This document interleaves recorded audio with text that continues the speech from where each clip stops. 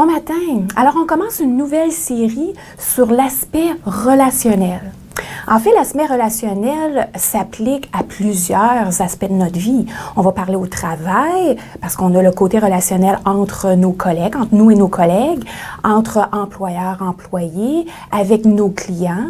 On a aussi le côté relationnel avec nos amis, dans notre famille, avec nos enfants, avec notre partenaire de vie.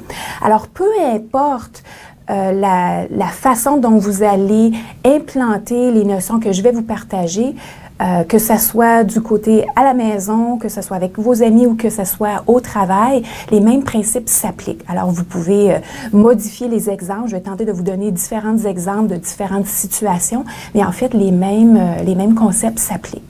Alors aujourd'hui, on va commencer lorsque, je ne sais pas si ça t'est déjà arrivé d'avoir le sentiment que ce qui me tombe sur les nerfs, ça m'irrite, ça m'énerve. Ce qu'il fait, là, ça me tombe vraiment ses nerfs. Peu importe qui est la personne. Si c'est oui, bien, la première chose à conscientiser, c'est que tes émotions, elles t'appartiennent. Le sentiment que tu vis, si tu veux le changer dans la relation que tu vis avec la personne, c'est toi qui as le pouvoir de neutraliser l'émotion, de te sentir irrité à travers tes pensées et à travers tes actions. C'est pas l'autre. Si tu attends que l'autre change son comportement, tu vas attendre longtemps. Je vais te montrer éventuellement comment influencer une autre personne à adopter des comportements qui sont favorables. Mais si tu attends après l'autre, tu vas attendre toute ta vie parce que ça n'arrivera pas. Ton patron ne va pas changer, ton collègue ne va pas changer, ton partenaire de vie non plus, à moins que toi, tu changes de comportement. C'est toi qui influences. En fait, c'est chacun de nous qui influence. Mais on va commencer par toi parce que c'est à toi que je parle.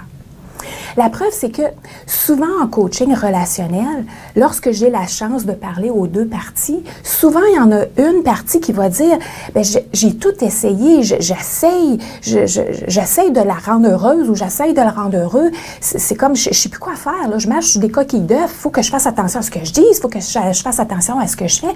À un moment donné, là, c'est juste plus fiable. » Alors, lorsque tu sens que l'autre te tombe sur les nerfs, c'est le temps de te poser deux questions. La première, c'est qu'est-ce que j'ai de besoin vraiment? Parce que tu sais que derrière ton émotion, il y a un besoin qui n'est pas comblé. Peut-être que tu as besoin de temps, peut-être que tu as besoin d'espace, peut-être que tu as besoin de confiance, peut-être que tu as besoin de la confiance de l'autre, peut-être que tu as besoin de diversité, peut-être que tu as besoin de relaxer, peut-être que tu as besoin de lâcher prise, tu as peut-être besoin de l'aide, tu as peut-être besoin de rire, tu as besoin peut-être d'être écouté, d'être apprécié. Donc, pose-toi la question, qu'est-ce que j'ai de besoin? Et la deuxième, c'est qu'est-ce que je peux faire pour combler ce besoin-là? Qu'est-ce que je peux faire pour combler mon besoin? Puis une fois que tu vas l'avoir identifié, c'est là que tu vas te sentir en paix. Tu vas te sentir un peu plus calme. Et c'est là que dans le calme, tu vas pouvoir verbaliser à l'autre, qu'est-ce que tu as besoin? Par exemple, chérie, j'ai trouvé pourquoi je me sens irritée. Puis là, tu vas pouvoir exprimer exactement qu'est-ce que tu as besoin. J'ai besoin un peu de temps, j'ai besoin un peu d'aide. Et le même principe s'applique pour l'autre aussi. Alors, lorsque tu te sens irrité, souviens-toi, derrière tes émotions, il y a un besoin qui n'est pas complet. Bonne réflexion.